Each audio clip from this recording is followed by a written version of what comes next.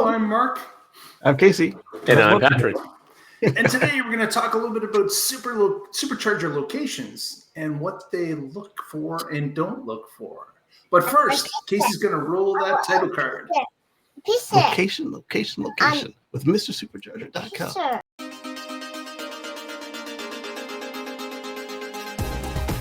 You're watching the Tesla Life Express. Hey everyone, thanks for joining us today. Got an interesting story that we'll share in the link below. We always share those stories with you so you can read them at your leisure. But this story was a discussion that the executive Max de Ziegler recently shared some insights on some rules that Tesla has when they are planning on installing a supercharger at someone else's site. So as you realize, a lot of these superchargers are across the world in locations that Tesla doesn't own. They're either leasing or they're paying some sort of a fee to have a certain amount of charger stalls at a particular mall or a location that they feel is in the right area for traffic for people to fill up with electrons. So they, of course, have been doing this for multiple years. The supercharger network is extensive at this point. And Max was having a discussion with a reporter. And Casey, of course, being Mr. Supercharger, he knows all about this. And what did we find out about this interaction between the reporter and Max, Casey? He pointed out that they like to reject any offers of exclusivity for reasons that it's not good for the community as a whole. Yeah, it would be probably fun for them to be the only charging supplier in an area, but then you don't have the economies of scale of site connections and interconnections with the power company. You don't get the built-in inherent backup should something happen to your system. Now there's just a big hole in the network while you address that. So it'll be interesting to see how people react to this, but it makes perfect sense, and that does allow a healthy ecosystem and some economies of scale and competition. Yeah, and it's interesting that because of course most businesses, when you're trying to get certain market share or increase your market share, exclusivity is something that is a bit of a bonus that you will keep competition at arm's length. They may open across the street or they may open at a different mall, but at least you kind of got your domain in a certain area, kind of be your home base, and you're not going to have others muscle in on your territory. But it seems, as Max has mentioned here, that they don't really care about that.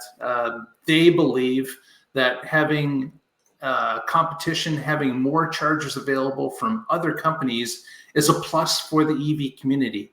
And having the ability for consumers to choose and have that competition being strong is a plus for everybody. And of course, we've also seen that with Tesla being able to open up their supercharging network to other brands and allowing them to charge at Tesla superchargers. The offering of the NAX plug as a free upgrade for people to adopt it, so that we have one charger in North America as opposed to multiple. Again, another sign of this, and it just makes sense. Patrick, what did you think about these comments? I've got 3 points. The first one is that nobody's network is as big, as robust, as well maintained as Tesla's. So you want to compete by providing a great service, not by just locking other people out. So let's say EA or somebody else has takes up this location and says, yeah, we'll put in some chargers. They put in 2, 3, maybe 4.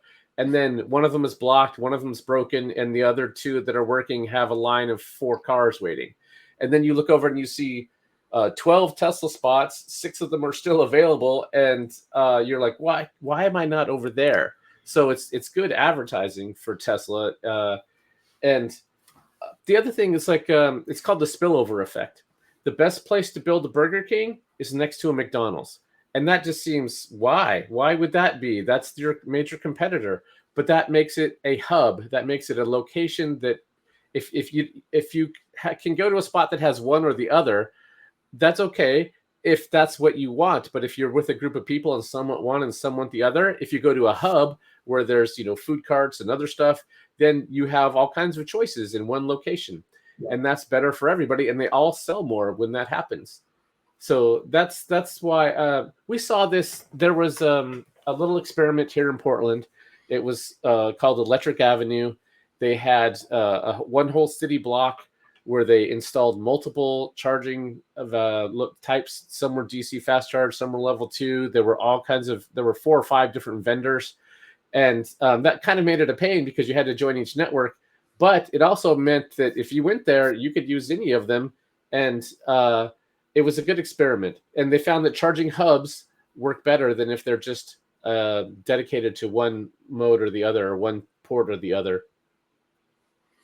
Yeah, so they discovered that having the more choice, the better. It just makes.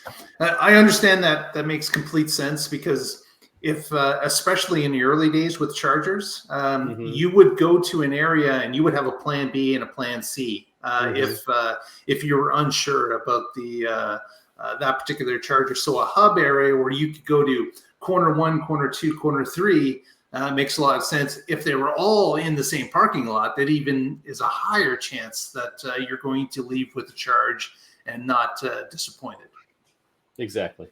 And then you mentioned the competition part. Like, now imagine you've just bought product B, and you keep seeing all these folks coming in and out of the Supercharger, and your brand is like the one of the 3 left that doesn't have an agreement with supercharging. What do you think you're going to do when your lease is up, or when you're ready to upgrade from Repurchase? I'm go to that one that has the reliable experience that I see people, having fun with all the time. Yeah, a real life example is being, as Patrick mentioned, at an EA or another charger, and knowing that, well, out of the 4 that are here, there's only 2 that are really working well. But I look across the street and there's 12 Tesla chargers, and people are just flowing in and out to every one of them. And man, that is a strong signal for people to say, you know what? I made a mistake on my first purchase, but I know what my second purchase is going to be. Yeah. Right. And that's what happened to me. My Tesla was not my first EV. It was my third. And it was after having the Leaf and not being able to drive wherever I wanted to with that. And when I did charge, it was slow. And there was the whole, what they call it, charge gate scandal, where it would only charge even up to the limited amount of fast charging it could do would only happen on the first charge for a given day. And after that, it was even slower. So yeah, that's what brought me to Tesla. Exactly. Yeah. So it's interesting that Max, and of course the article is linked below, but Max is saying, you know what, if someone comes to us and we're trying to negotiate a lease or a fee, and they say, we'll offer you exclusivity, they make it a point to say, listen, we don't want exclusivity. That is not on the table. And these are the reasons why. They even explain it to the property owner, that they want more competition. And if you're willing to accept our chargers, you may be willing to accept other chargers, and we do not want to stand in the way of that. That is something that we do not agree with and do not want it part of our lease. And then you also get the effect that you like you said, you got the knock-ons from everybody joining, and then you've got it makes it easier for to get into the other locations where they may have in the past offered that to somebody, but no, they won't do that at the next location. Yeah. Mm-hmm. It all works out. At some spots, I've even seen signage that says parking available for up to 30 minutes. So that means anybody can park there for a half an hour. And that is blocking a spot, but it also means that they are not limiting that to EVs, that they still open it up to all their customers to use as a parking spot. And I'm sure that gets abused sometimes. It'll probably get abused sometimes, even if you don't have that sign. Yeah. Just because. But that was I wonder how depending on the goes. frequency of the parking lot, right? As to Mhm. how often it's used, that is sometimes something that Tesla would agree to, because they know that we want this spot, but we know it's a busy parking lot, and there's a lot of people that are flowing in and out. And having that 30 minutes in a EV spot certainly would be upsetting to some people that come there and find out that that's the only spot available that's not charging. But again, with the frequency used at the parking lot, sometimes it's a necessary evil. Right. What do you think out there? Do you think that there is this a good policy for Tesla? Do you agree with Max? Do you see a reason why it wouldn't be? In the comments, let us know why you think positively or negatively on Max's comments here in this article, because there are two sides of the coin. And of course, Tesla has chosen this side, this road, and there could be another side. So let us know in the comments what you think about this particular article. And how do you think it compares to Tesla's policy on patents? Exactly. Good point. Good point. With that, let's go to shoutouts. Casey, what do you got for us? Catch us on Wednesday live. That's right. Coming up. Just a couple days away. Mm-hmm. And Casey continues with daddy duties and doing a wonderful job, if I may say so. And Patrick, what do you got for us? As always, I'm with the Oregon Electric Vehicle Association. You can find us at oeva.org, and I blog occasionally at carswithcords.net, where I write about my future free from fossil fuels. Awesome.